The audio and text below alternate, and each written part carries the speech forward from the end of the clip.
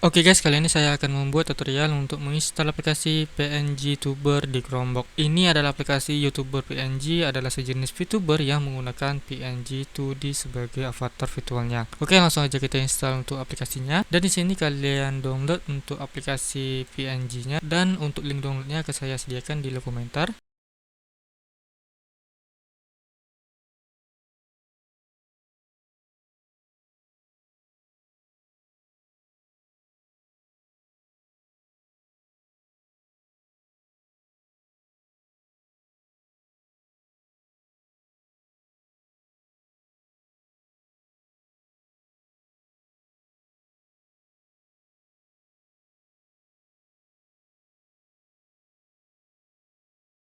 Setelah itu kalian masuk ke file, lalu download, dan kalian kopikan untuk file PNG-nya dan kalian paste di file Linux.